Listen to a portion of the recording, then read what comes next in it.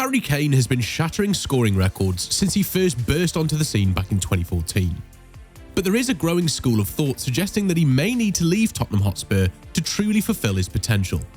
The man is world class, there's no denying that fact. But when the dust settles on his career, will he regret not moving to a bigger team to actually win things? Stay with us today as we take a look at that burning question. First up, let's look at the man himself. Harry Kane was handed his Tottenham debut back in August 2011 in a Europa League fixture, but spent the majority of the next 3 years out on loan with various lower league teams. After noticing his predatory instincts in and around the box, then manager Tim Sherwood handed a raw Harry Kane his first Spurs start in a 5-1 hammering of Sunderland in April 2014, where he also scored his first Premier League goal. His second came in the very next game, in what was to be a new dawn at White Hart Lane. A star was born.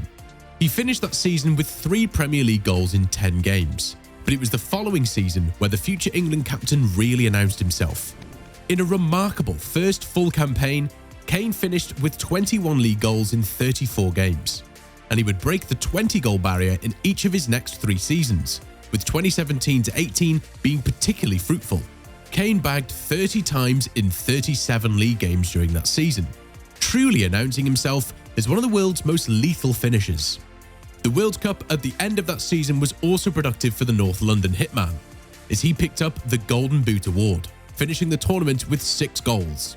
However, over the course of the following 5 seasons, Kane would only score more than 20 Premier League goals on one occasion, as he netted 23 times in 2020-21.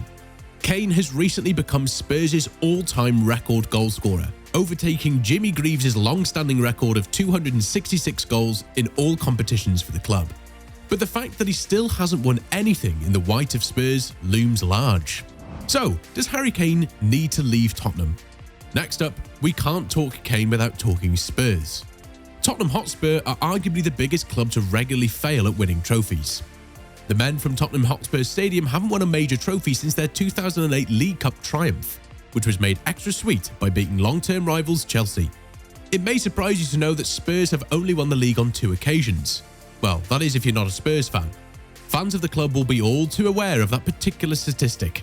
Their last league title came all the way back in 1961, long before Harry Kane would wreak havoc on the defences across Europe. Arsenal fans in particular take intense delight in Tottenham's woes, and their often heated banter is probably justified. Success has long been a word antonymous, with Tottenham Hotspur and their fans having been starved of any sort of real title charge for years. Their best chance at Premier League glory came back in 2015-2016, in a miraculous season which saw the largely unfancied Leicester City lift the league title. Spurs were there until the very end, but in perhaps the most Spursy example of Spurs doing a Spurs in the history of Spurs, they managed to finish 3rd in a 2-horse race. This sort of thing has become a running joke with football fans over the past couple of decades, but it could end up costing them in a huge way where one Harry Kane is concerned. Stay with us as we discuss if Kane would be better off leaving North London. Who wouldn't want Harry Kane leading the line? Managers up and down the country and in fact around the world would probably and have in the past claimed that they are happy with their striking options. But inside, most would be dying for Kane to wear their number 10 shirt, which incidentally is odd considering he's one of the greatest number 9s England has ever produced in the traditional sense. There is a regular debate as to whether or not Kane should leave to achieve success. On the one hand, there is the obvious scenario that at Tottenham, he runs a very real risk of finishing his career without a trophy. For someone with the immense ability of Harry Kane, this is something that should simply not be allowed to happen. On the other hand, he is a Tottenham legend, and should he stay, would almost certainly post scoring figures that would stand for a very long time. Is that good enough for Kane though? Some pundits on shows such as Match of the Day and BBC Football Daily have suggested that if Kane is happy at Spurs, and he appears to be just that, then staying put is fine. For most people, this is ludicrous. Kane will one day undoubtedly have a statue of himself built outside Tottenham Stadium, and if he doesn't, then Daniel Levy should pack up and go home. He is already a legend. Most people are of the belief that he has fulfilled his duty to Tottenham, and if he wants to leave to win trophies, he should be allowed to do just that. This current iteration of Spurs aren't going to challenge for a league title anytime soon. They're probably not going to challenge for a cup either. So all things being fair, they should probably allow Kane to leave. They owe him that much. Daniel Levy often makes things difficult for teams wanting to buy Spurs players though, so this is unlikely to happen. So, where might he end up if he were to leave? Let's have it right. Harry Kane walks into any side on the planet. He's just that good.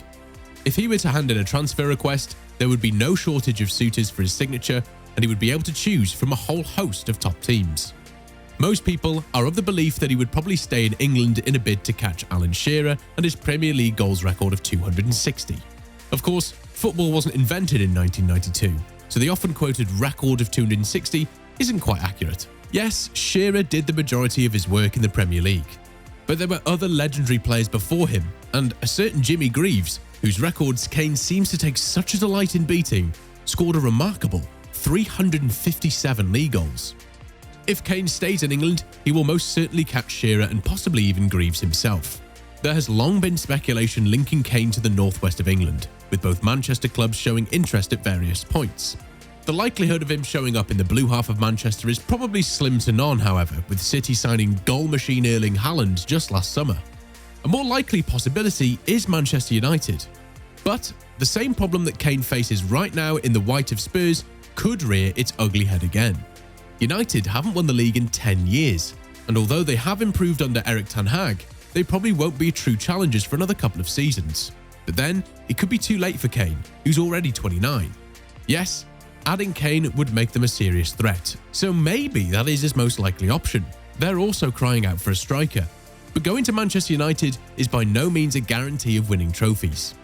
Could Harry end up on the continent? Well, it's certainly a possibility. Perhaps the biggest stumbling block is Kane's desire to beat that Shearer record. If he's serious about his craft and wants to win things, there's an argument to suggest that he should forget about that particular record. It's hard to tell Harry Kane to simply forget about scoring records, however. Kane would function in just about any team. He has that very rare gift of being able to put the ball in the back of the net regularly. Robert Lewandowski is coming towards the end of his career at Barcelona, and Kane would score goals for fun in this new version of Barca. The same can be said about Karim Benzema and Real Madrid. As good as both of these guys are, they cannot carry on forever, and sooner or later both Barca and Real will need a new star striker. Could Kane pop up in Spain? It's certainly possible. Another option could be Bayern Munich. Eric Maxim Choupo-Moting doesn't exactly strike fear into the Bundesliga defences, and Thomas Müller is past the peak of his powers. Yes, they have Sadio Mane, but he does his best work off the left-hand side. Juventus are also crying out for someone to regularly put the ball in the back of the net. This has been made painfully obvious to the fans of the Old Lady this season, as they've struggled for goals. Their top scorer is Dusan Vlahovic with 8. Kane easily solves that problem. There is also the two Milan teams, who will be looking to add to their ranks this pre-season in a bid to hunt down the uber-impressive Napoli next time out. The men from Naples have walked Serie A this year. If one European team or another wants to seriously strengthen, they could do much worse than Harry Kane. And finally, has Kane missed the boat? There are some who think that Kane's time for a big move may have passed. He was heavily linked with City a couple of seasons ago, but that move didn't materialise. He will have a huge decision to make over the next 12 months, however, as his current contract ends in the summer of 2024. This might be Kane's cue to leave, as most teams probably aren't going to meet Daniel Levy's inflated valuation of him. If he wants to end his career with silverware, he should probably exercise that right. As we've pointed out repeatedly during this video, it would be an absolute travesty were Harry Kane to finish his career with no medals on his mantelpiece. He owes Spurs nothing, and most around the game want to see him win a trophy or two. Let us know what you guys think below. As always, thanks for joining us today, and remember to tune in again next time when we'll be discussing loads more interesting bits and pieces. Oh, and don't forget to like, share and subscribe. Bye guys!